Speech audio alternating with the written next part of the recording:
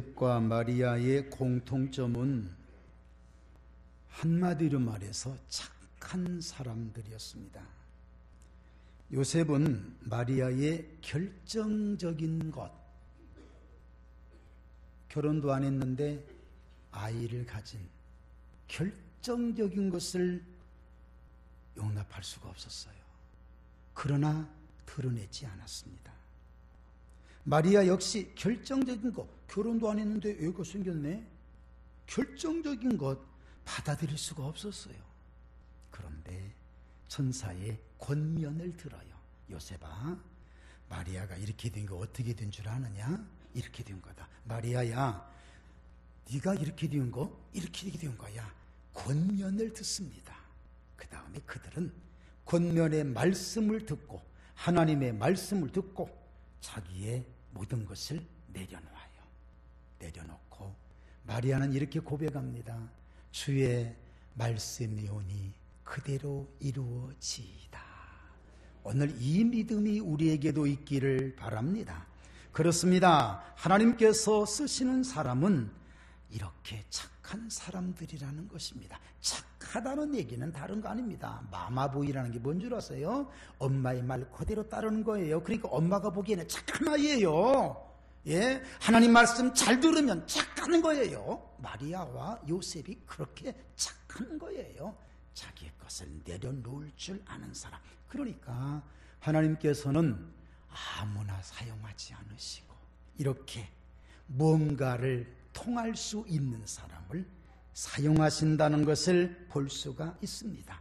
우리도 이렇게 돼야 되는 겁니다. 원래는 우리의 속과 우리의 모든 것은 다 육신의 것이라서 안 좋은 겁니다. 하나님의 능력이 들어오지요. 말씀으로 들어오면 안 좋은 것이 씻겨지고 다듬어지고 고쳐지고 정화돼서 여기서 나갈 때는 좋은 말, 좋은 생각, 좋은 행동, 이걸 가리켜 뭐라 그러느냐? 그리스도의 빛이라 그래요. 그런데 우리는 그렇게 못하잖아요. 그래서 그렇지만 그렇게 못하더라도 하나님께서는 늘 우리에게 새 마음을 주셔서 우리에게 새 능력을 같이 부어주시는 줄로 믿습니다. 이번 대선에서 제가 이렇게 종합해본 야당이나 여당이나 똑같이 사용되어지는 용어가 있더라고요. 그것이 바로 뭐냐? 대통합 또는 상생.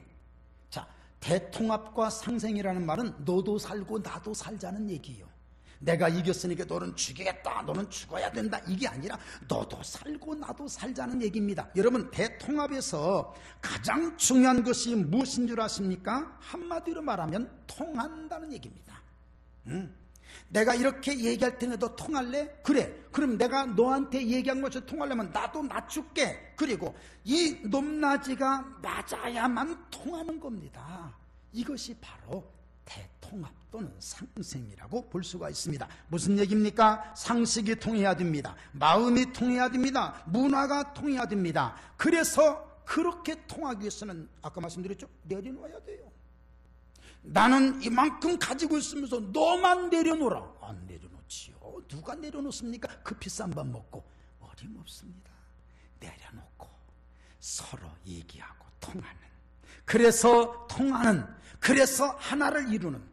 마찬가지입니다. 요셉도 나는 이해 못합니다. 어떻게 결혼하지 않은 여자가 나하고 결혼을 하려고 하는데 아직 결혼도 안 했는데 애가 있습니까? 나는 못 통합니다. 마리아 역시 나는 안 됩니다. 자기 것이 분명한 사람, 물론 좋아요. 그러나 하나님께서 아까 말씀드렸죠. 권면한 말씀. 마리아, 이건 그게 아니라니까. 요셉아, 그건 아니라니까 할 때에 그래요? 말씀이니까 내가 받아들여야 되겠네요. 근데 마음은 아니지만 받아들일게요 하고 자기 것을 내려놓고 하나님 말씀을 들을 때에 이게 통하는 거예요. 이래서 그 역사가 일어난 거예요.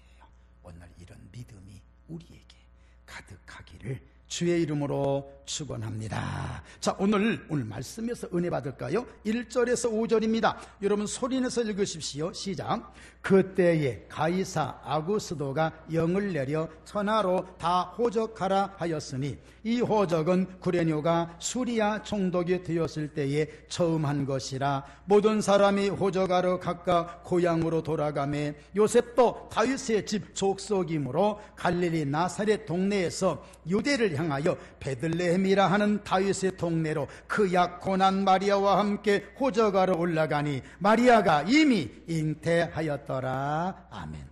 드디어 메시아께서 오십니다. 아니, 오셨지요. 저 창세기 때부터 예언되어서 그동안에 수많은 선지자들과 수많은 사람들에게 의해서 이런 모양 저런 모양으로 표현된 메시아가 드디어 오신단 말이지요. 그런데 화려하게 오실 줄 알았는데 지난주에 말씀드렸지요. 너무나 초라한 모습으로 오시니까 사람들이 무시하고 사람들이 믿지도 않고 사람들이 멸시하고 말았습니다. 실망했습니다. 그런데 메시아가 오신 것은 육적인 모양이 아니라 영적인 모습으로, 영적인 차원. 그러니까 대제사장들과 서기관들과 바리새인들은 종교 지도자들이에요. 그들도 어떻게 보면 나쁜 건 아니에요. 좋은 생각이었어요. 야, 우리에게 오실 메시아가 저 양반이 무슨 메시아냐. 나다나엘도 그런 얘기했죠. 빌립이 전도했습니다. 나사렛에서 선한 것이 나셨다. 나다나엘이 뭐라, 나사렛에서 무슨 선한 것이 나오래. 확 무시해버려요.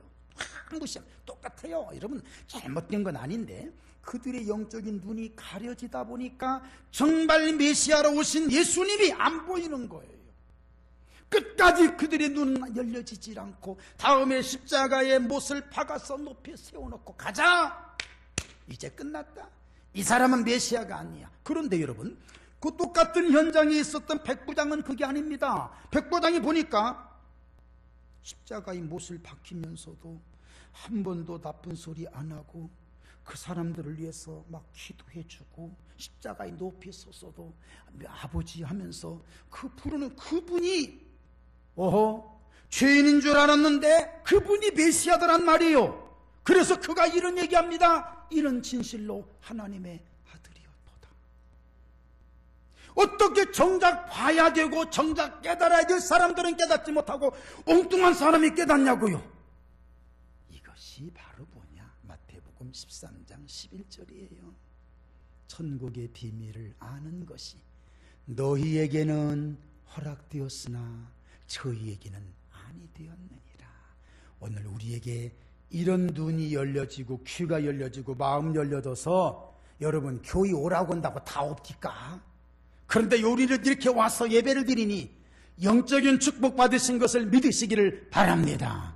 옆에 분에게 인사하세요. 당신은 믿음의 복을 받으셨습니다. 한 번 더 합시다. 당신은 축복 받으신 것입니다.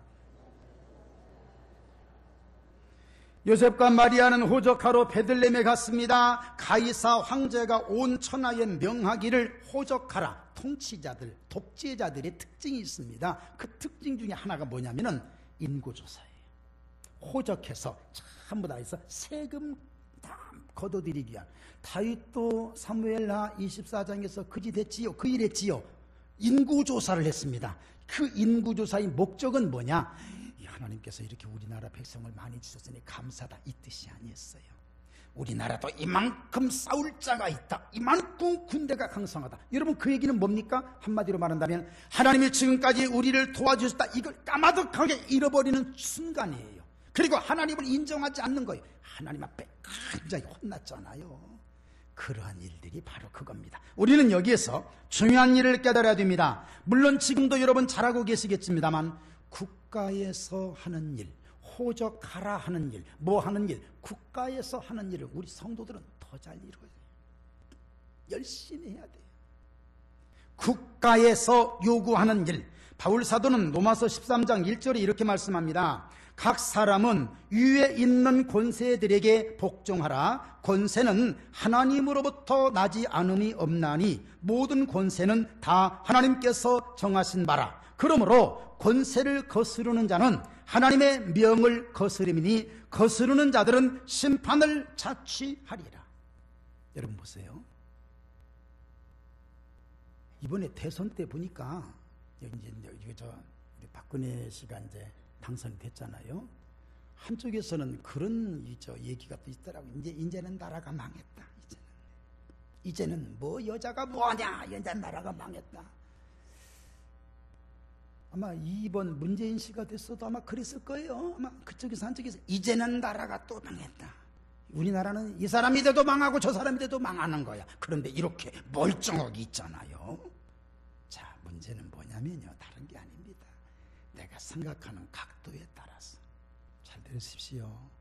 국가에서 요구하는 거, 내 마음에 혹시 안 들어도 지도자들을 위한 기도는 성경에서 말씀합니다. 기도하라, 협력하라. 여러분, 군대도 갔다 와야 되고요, 세금도 내야 돼. 세금도 많이 내야 돼요. 우리나라는 지금까지 세금 낸 게 별로 없어. 그런데도 너무나 국가로부터 받으려고 하는 그런 요구사항이 너무나. 여러분, 외국은요 정말 세금 때문에 못 해먹겠다는 거예요. 그런데 그 세금이 결국은 다음에 내 것으로는 복지가 된단 말이지. 예, 내가 심었어야 받는데 우리는 심는 것도 없이 받으려고만 한단 말이에요. 다시 말씀드릴까요? 나의 의무는 이행하지 않고 권리만 주장하려고 하는 일들이 너무나 많아. 여러분, 국가 일에 적극 협력하십시오. 잘하셔야 됩니다. 그 잘하는 모습을 가르쳐 우리 하나님께서, 예수님께서 뭐라고 말씀하셨습니까? 마태복음 5장 16절입니다. 이렇게 말씀합니다. 이같이 너희 빛이 사람 앞에 비치게 하여 그들로 너희 착한 행실을 보고 하늘에 계신 너희 아버지께 영광을 돌리게 하라. 사랑이라는 것은 단어가 하나 있습니다만, 여러분, 세상을 사랑하지 말아야 됩니다. 이건 뭘 의미합니까? 세상을 따라가지 않아야 되는데, 또 하나는 세상을 사랑해야 돼요. 왜? 구원하기 위해서. 우리 하나님께서 이 땅에 오신 거, 예수님이 이 땅에 오신 거 구원하기 위해서, 사랑 때문에 오신 거라. 사랑 때문에. 제가 그저께 새벽 설교 때 그런 말씀 드렸는데, 저는 지금까지 어떤 글을 읽거나 막 감동돼가지고 그래, 좋다 이런 건 했는데, 글을 읽으면서 그 글, 책을, 그걸 보고 그걸 얼굴을 막 감싸면서 하면서 할 정도의 감동적인 것은 지금까지 없었는데, 제가 한번 글을 읽어드릴 테니까 주보를 다 준비하고 계시다가 한 번쯤 한번 감동 한번 받아보세요. 저는 감동, 근데 괜찮아요. 여러분, 감동되지 않아도 괜찮아요. 참, 제가 한번 읽어볼게요. 90세가 다 된 할아버지가 삶의 의욕을 잃고 홀로 지내고 있었다. 어느 날 서울에서 아들이 하나밖에 없는 손자를 데리고 와서 방에 들어오지도 않고, 아버지, 손자 며칠만 데리고 계세요 하고 말만 남기고 떠나버렸다. 의욕도 없고 기운도 없는 이 할아버지는 손자를 위해서 밥을 지어야 했고, 손자를 위해서 반찬을 만들어야 했으며, 땔감을 모아서 불을 지피고, 손자가 굶지 않게 하기 위해서 씨도 뿌리고 채소도 가꾸고, 손자가 춥지 않게 하기 위해서 집수리도 했다. 그런데 할아버지는 어디서 그 힘이 났는지 모른다. 이제는 손자를 위해서 돈도 필요해서 농작물을 갖고서 시장에 내다가 팔기도 했다. 그래야 손자의 학비를 마련할 수 있었기 때문이다. 하루하루가 번개처럼 지나서 3년이 흘러간 어느 날, 서울에서 아들이 왔다. 두툼한 봉투를 내놓고 그동안 고생 많았었다면서 이튿날 손자를 훌쩍 데리고 가버렸다. 그날부터 할아버지는 삶의 의욕을 잃어버리고 말았다. 끼니도 거르고 할 일이 없어졌다. 그날 그냥 방에 누워있기만 했다. 불과 2주일 만에 할아버지는 세상을 떠나고 말았다. 여러분, 지금 요 정도 가지고는 감동 그렇게 안 받아요. 지금이 중요합니다. 사랑할 사람이 떠나자 삶의 의욕을 상실하는 것이다. 사람들은 생각한다. 사랑받지 못해 소유돼서 자살을 한다고. 아니다. 사랑할 사람이 없으면 죽고 싶은 것이다. 사랑할 사람만 있으면 죽을 이유가 없다. 왜? 사랑해야 하니까. 여기까지는 괜찮아요. 책임이 중요해요.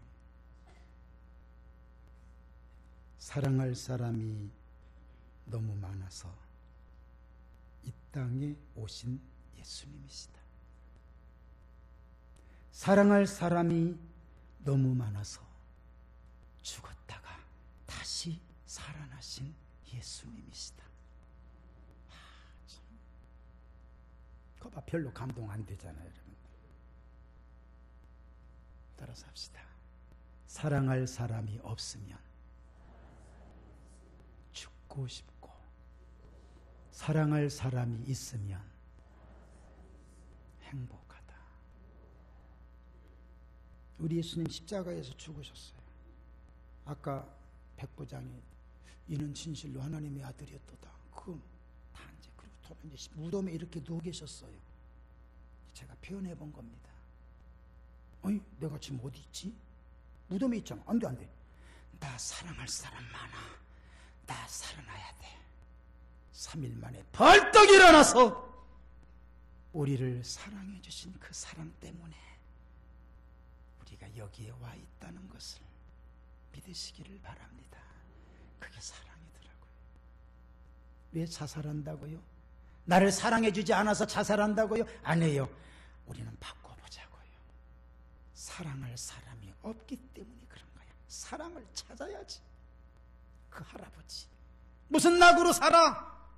그동안은 재미가 없었는데, 손자 때문에 살았는데 이제는 그나마 가버렸으니 사랑할 건더기가 없는 거예요.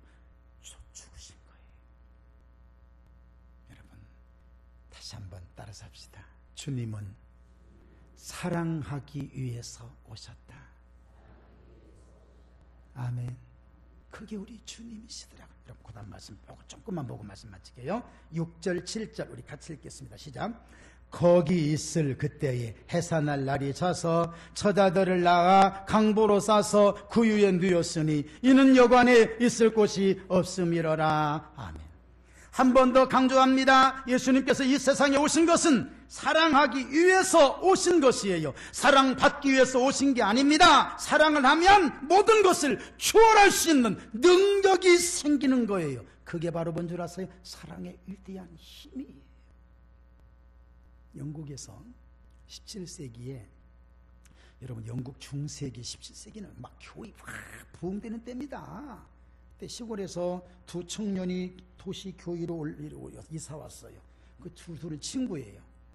그런데 여러분 1년 동안 지나는데 도시 교회가 두 청년들에게 누구도 한 말도 건네보지도 않았어요.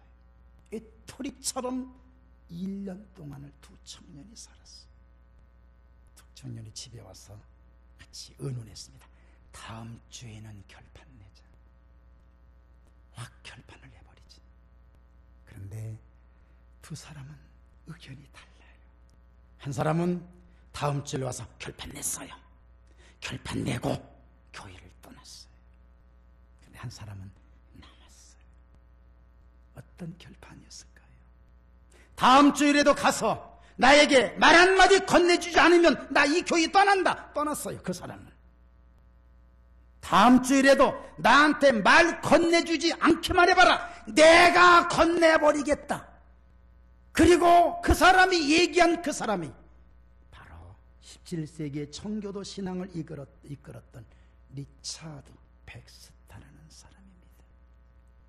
어떻게 맘먹느냐에 따라 다르는 거예요. 결판 냈어요.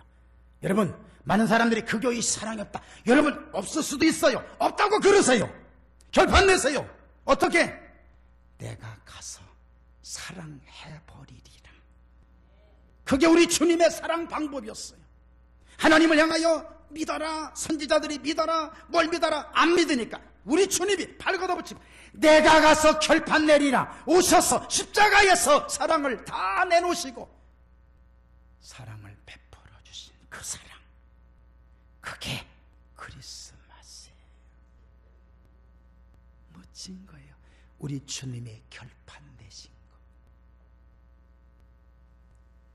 요셉과 마리아가 찾아간 곳에는 이미 사람들로 북적거려서요 도무지 임산부라 할지라도 거처할 곳이 없었습니다. 아니, 거처할 곳이 없었던 것이 아니라 받아들이지 않은 겁니다.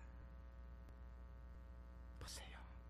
이렇게 생각합시다. 여러분, 이렇게 표현해서 미안합니다.